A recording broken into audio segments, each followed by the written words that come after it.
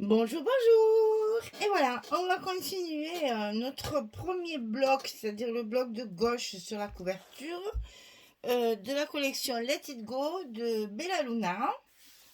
Très très joli, hein. Franchement, c'est pas trop gnang gnang là, c'est pas trop Mickey Mickey quoi.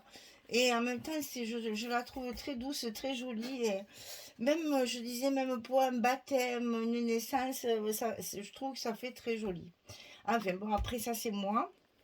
Alors, on arrive, je vous rappelle tout ce qu'on a fait jusqu'à maintenant, parce qu'au fur et à mesure on va oublier. Il y a les pochettes au fond, il y a les deux premiers rabats avec les cartes, il y a ces rabats-là qui s'ouvrent de chaque côté ici, et on arrive à la page qui vient dessus. Alors cette page-là, il y a deux fois la même chose, hein, c'est des cascades. Donc je vous en ai monté un côté pour que vous voyez ce que ça donne une fois terminé. Parce que c'est exactement la même chose de l'autre côté, ça nous fait gagner du temps. Parce que il y a encore deux épaisseurs au-dessus. Donc il faut, attendez, un et demi, deux. Il y a trois épaisseurs encore dessus. Donc j'ai avancé pour qu'on fasse pas trop, que ce soit pas trop répétitif et que ça vous pose un problème de c'est long. Voilà. Donc ici on va avoir un rabat comme ceci. Ici, on a la cascade qui est maintenue et qui est cachée. On l'ouvre comme ceci. Et là, on a la cascade avec quatre petites cascades de photos 10-10. Inutile de vous dire qu'il y a de la déco à faire après derrière, hein. Par contre, là, je ne rajouterai pas, comme je fais quelquefois les cartes, hein. Il y a assez d'emplacements photo. Ça suffit. On va jouer sur la déco. Et donc ça sert à tenir la cascade bien fermée. Comme ça, quand on tourne la page, on n'a pas de problème de tenir là. Voilà. C'était juste pour ça. Donc on va faire la même chose de l'autre côté. Donc tout ce que je vous donne comme mesure, il faut le multiplier par 2. Pas les mesures, mais la quantité. Je me suis mal exprimée. Quand je fais un morceau de 15,5 sur 27, ça, il faut le faire deux fois. Voilà. On va s'exprimer en français. Ça sera beaucoup mieux. Alors ici, 15,5 sur 27. Sur le côté 15,5, il faut plier à 12 et à 13,5. On a, alors c'est bien 1,5 cm, donc il reste de hauteur encore. Donc ici, on a un premier gousset assez gros qui est de 1,5. Donc 12, 13,5 sur le côté 15,5 sur 27. Ça, on va le coller comme toujours sous la page de base, complètement dessous. Et attention, on a de l'épaisseur, donc on va se limiter à l'épaisseur pour pouvoir la coller correctement, hein. On ne tourne pas son travail. On le met comme ceci pour qu'ici la pliure soit bien visible. Je vous l'ai expliqué, hein. On ne tourne pas le bloc. C'est toujours à mettre de ce côté. Alors ça commence à être un peu périlleux, je le reconnais. Mais on y va doucement, on prend son temps. Et puis quand c'est là, c'est bon. Et là, on n'hésite pas chaque fois à tout ouvrir pour bien appuyer sur nos scotch. Il est important bien sûr que tout soit bien collé sur le dessous, du fait qu'on a quand même pas mal d'épaisseur à la fin du bloc. Donc on n'oublie pas chaque fois de bien coller sa languette ici sur le dessous. Alors ensuite, sur ce rabat, on va en mettre un autre ici. Comme ceci, c'est ce qui va tenir notre cascade. On le centre parce que j'ai centré ma cascade de façon à ce qu'elle soit bien sous mon petit rabat. Donc ici, 13,2 sur 21,2. On plie à 10,7 et à 11,2. On fait un demi ici, attention, hein. Là c'est 1,5, là c'est 0,5, hein. 10,7, 11,2. On le colle ici au milieu, donc sous notre première page là, et au milieu. Donc on va mesurer pour être sûr d'être bien au milieu.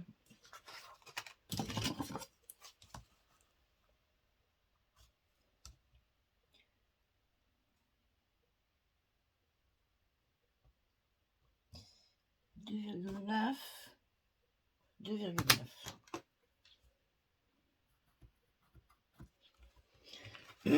Donc ici, on va coller notre rabat bien au milieu de la page pour que la cascade soit maintenue dessous. C'est pas vraiment pour la cacher, c'est surtout pour la maintenir bien fermée. Quand on tournera les pages, ça sera plus confortable.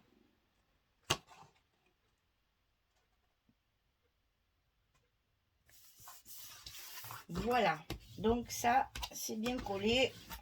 Et ça se rabat comme ceci. Et encore comme cela. Et là, ça va nous faire notre page bien fermée. Alors ensuite, il vous faut couper. Alors toujours pareil, hein, je vous ai donné la dimension. Ça, vous le coupez 2 fois puisqu'il y en a un de l'autre côté. Ici, c'est des petites cascades puisque j'ai pris les petites images de la collection qui sont relativement petites. Et j'ai adapté ma cascade à ça. Ça fait des photos 10-10. Donc ici, ça fait 12 sur 10. Et sur le côté 12, on plie à 10. Rien de plus simple. Ça, il faut le couper 4 fois pour chaque page. Donc, il faut le couper 8 fois. Donc, ici, on a notre cascade et c'est ce qu'on va faire en premier. Donc, je pose tout ça sur le côté et on revient à notre cascade. Alors, j'ai tout préparé pour que ça aille un petit peu plus vite. Voilà. Donc ici, j'ai utilisé ce que je vous disais sur une vidéo précédente, ce genre de papier rose. Là, ça me plaisait pas trop. Alors, je les ai beaucoup utilisés comme ça pour les cascades, pour les pochettes dessous, etc., etc. Comme ça, ça me saute moins à la figure. C'est moins voyant. Alors, ici, vous avez en haut 4 cm. La première fente est à 4 cm. Ensuite, elles sont séparées chacune de 3 cm. Ici, on a 3 cm, 3 cm, 3 cm. D'un côté comme de l'autre, vous avez ici 7 mm et ici 8 mm de papier. Attention, mettez bien le scotch sur les côtés, même si vous travaillez à la colle, mettez-le au moins sur la longueur des cascades. Ça maintient bien le coin là des fentes. Donc ici 0,7, ici 0,8. J'ai pas voulu, c'est trop compliqué après, et puis ça soit pas, que ce soit 0,7, 0,8 quand même, ça soit pas trop. Donc ici 4 cm, ici 3 cm, ici 7 mm, 8 mm, et les fentes, bien entendu, elles font un tout petit peu plus de 10. Moi j'ai mis 10,2, même, oui, 10,2, parce que c'est, comment dire, le papier est très épais et ça bouge mieux. Ça fait moins d'histoire. J'avais peur que ça pète parce que c'est tellement au bord. Donc évidemment, si vous êtes comme moi, que vous faites tous vos repères sur le papier, il y en a qui sont plus dégourdis que moi qui le font dessous, je les envie. Moi, si je le fais à l'envers, eh bien, je fais tout à l'envers. Donc, je préfère les faire dessus et gommer, évidemment, tous mes traits de crayon, mes marques, etc. Il faut tout gommer parce que ça se voit, c'est pas très... Surtout là, sur le rose, on voit que ça. C'est pas très heureux, c'est pas très joli. Ça fait pas très pro en plus. Donc, on efface bien tout pour faire propre le papier. Alors, utilisez, ça je vais le préciser aujourd'hui parce que le papier, il craint la gomme justement. Attention de prendre toujours des gommes très souples. Ne prenez pas les gommes de bleu et rose là, c'est trop dur, c'est abrasif et ça abîme le papier. Surtout là, il est très fragile au niveau de la couleur. Faites attention quand vous gommez de ne pas trop appuyer, sinon ça, la couleur elle s'en va. Alors ici, on va coller nos premières cascades. Donc toujours là, la dernière, celle du bas. On la positionne bien pour qu'elle soit droite. Et on la colle. Voilà pourquoi j'ai fait l'autre. Parce que comme ça, au moins, ça va plus vite. Parce qu'imaginez ça 2 fois. Non. Voilà. Donc ça, c'est fait. Ensuite, on met la seconde, celle juste au-dessus. Et c'est là qu'il faut faire attention que ce soit bien aligné. C'est pour ça que moi, j'ouvre mes fentes de 1 ou 2 mm de plus pour pouvoir jouer. Attendez, je ne peux pas vous faire le geste parce que là, c'est périlleux. Voilà, pour pouvoir jouer sur les côtés pour que ce soit bien aligné, il vaut mieux ouvrir vos fentes de 1 ou 2 mm de plus. Ça ne se voit pas, je vous assure. Mais au moins, s'il y a un problème d'alignement, vous avez le choix de pouvoir un petit peu le pousser. Ça m'est arrivé d'ailleurs sur l'autre page, ou la première ici. Il m'a fallu un petit peu la pousser. Il y avait un petit millimètre de décalage. Des fois, hein, le cutter, le crayon, les épaisseurs, ça va vite. Hein.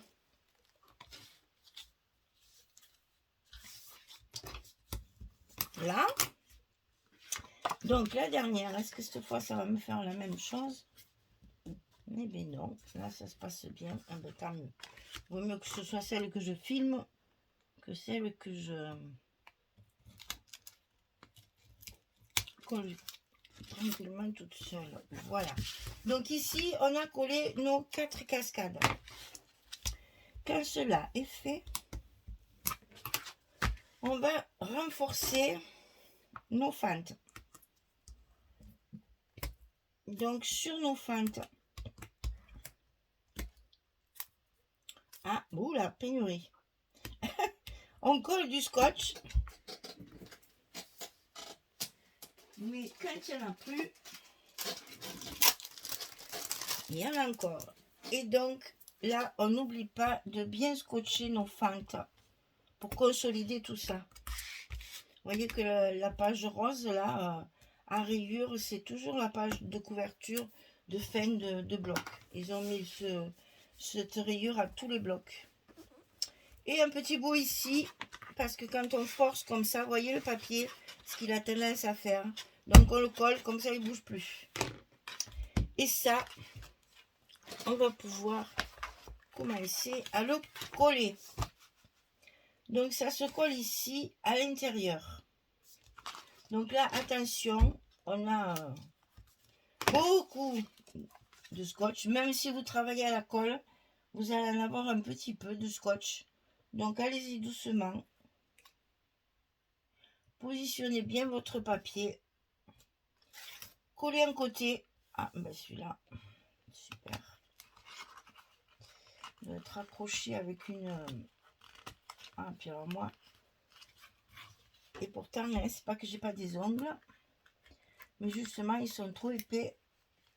Et je n'arrive pas... Oh là, oui, d'accord. Alors, qu'est-ce qui se passe là? Pourquoi mon scotch se déchire et ne veut pas venir?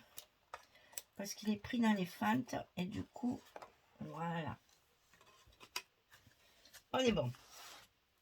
Donc là, c'est bon, ça bouge plus. On peut maintenant enlever tous les autres tranquillement, sans avoir peur que la cascade, elle prenne un chemin différent de celui qu'on veut qu'elle prenne.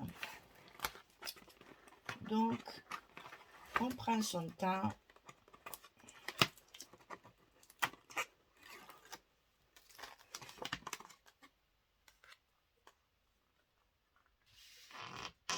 Voilà. Alors là, bien évidemment, si j'ai un conseil à vous donner, c'est de passer vraiment le plioir partout. Parce que le poids, qui pour le moment n'est pas encore bien, parce qu'il n'y a pas encore les papiers, le poids des cascades qu'on va tournicoter dans tous les sens pendant une éternité, risque de vraiment, au bout d'un moment, endommager le papier. Donc allez-y, n'hésitez pas à coller et à passer le plioir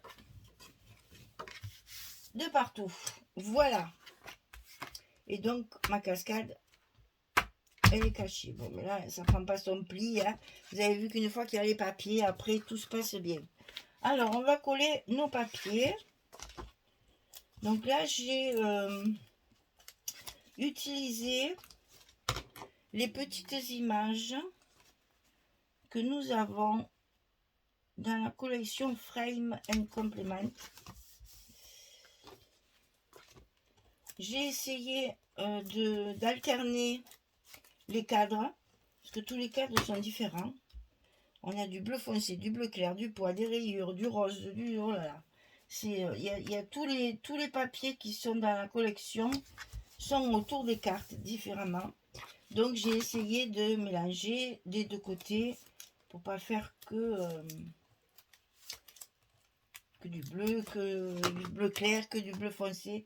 J'ai alterné.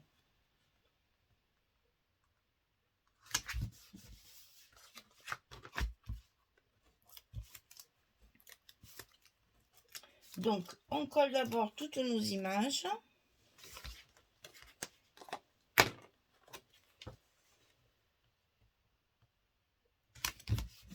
Et ensuite, dessous, j'ai mis du papier blanc.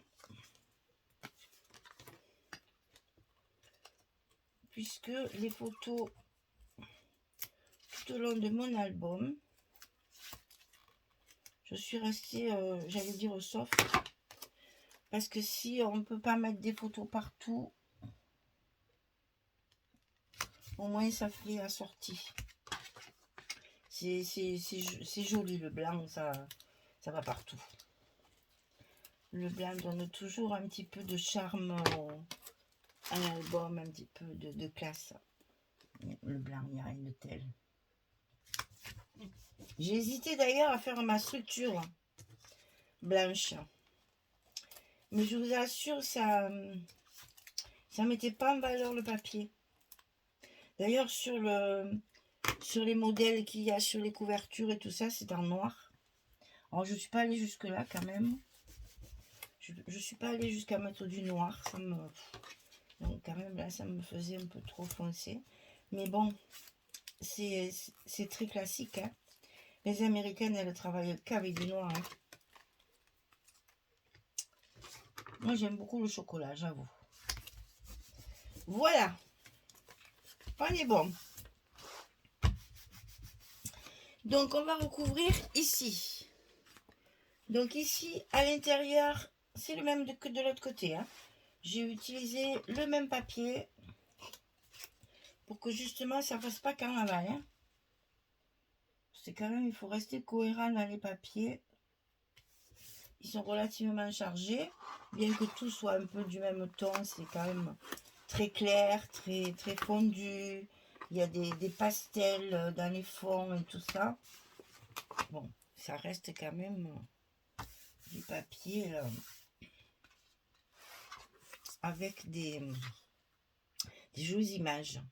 Dessus, il y a ça, puisque là, c'est l'autre morceau.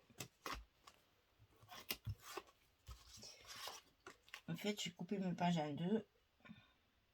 Et là, ça y va bien parce qu'elles sont grandes, les 20-20. Donc, c'est bien pratique. Comme quoi, quelques millimètres de plus. Hein. D'habitude, les papiers font 20,3. Ceux-là, ils font 21,2. Ça fait presque 1 cm de plus. Hein. On est sur du 8 mm de plus. C'est énorme. Mais si vous saviez comme ça m'a arrangé, parce que justement, on arrive, vous voyez, à faire un rabat qui fait bien son affaire. Voilà. Il nous reste le dessus ici. Donc là, j'ai utilisé cette page-là. Neige. J'adore. Et au plus je le regarde, ce papier, au plus il me plaît. Hein.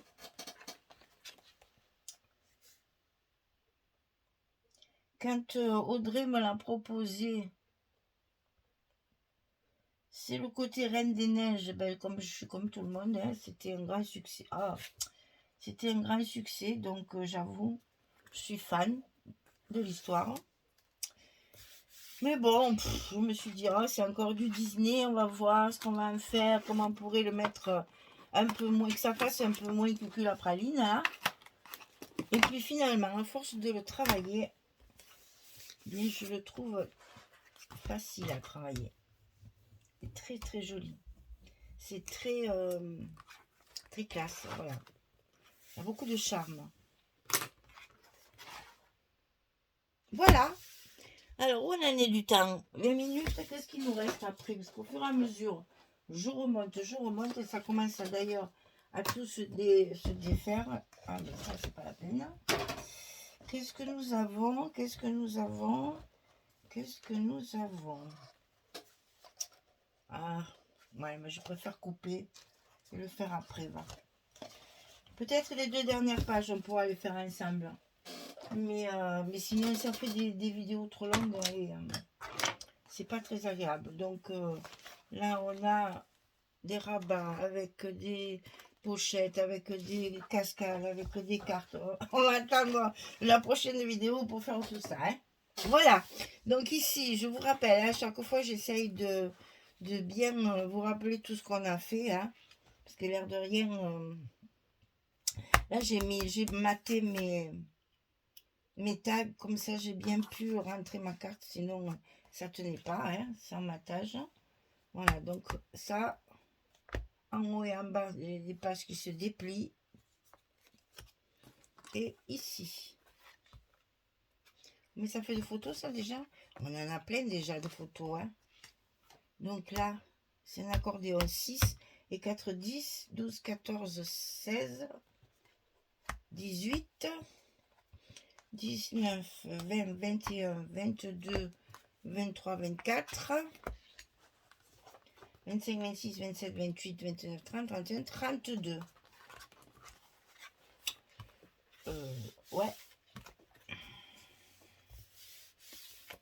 C'est ça, on va arriver aux 40, à peu près, un peu plus, peut-être même. Donc, vous imaginez, ça fait un petit folio de 80 photos. Voilà. Eh bien, écoutez, j'espère que ça vous plaît, parce que franchement, ce papier est surprenant de délicatesse et d'utilisation. Parce que je me dis que même un album d'hiver, hein, avec des photos de neige, tout ça, ça serait très joli. C'est pas forcément naïf, c'est ça que je veux dire. Bon, bien sûr, les personnages le sont, mais là, à la limite, hein, on peut mettre une photo, hein. Regardez le décor, comme c'est joli, qui voit que c'est la Reine des Neiges, hein. Voilà. Donc après, ça, c'est à vous de voir. C'est un papier qui peut être utilisé. Franchement, regardez, c'est magnifique, hein. C'est vraiment un papier qu'on peut utiliser. Ça, vous le mettez de l'autre côté. Comme ça fait plus du tout Reine des Neiges. Et tout le reste, c'est vraiment du papier qui peut faire pour plusieurs utilisations. Et finalement, je suis bien contente de l'avoir eu parce que comme ça, au moins, je m'en serais rendu compte. Sinon, j'aurais dit c'est vraiment utilisé que pour la Reine des Neiges. Bravo Audrey, un petit défi, ça fait toujours plaisir. Et vous voyez, mes pages sont bien fermées chaque fois. Et le dernier qui est un peu haut, puisque le dernier rabat sera à 2,5 cm, je le recouvrirai. Comme ça, au moins, ça sera plus propre. Voilà. J'ai plus qu'à vous souhaiter une bonne journée, une très très bonne soirée. Et je vous dis à très vite pour la suite. Un jour ou l'autre, on va arriver à le finir, notre premier bloc. Merci beaucoup. À bientôt. Au revoir tout le monde.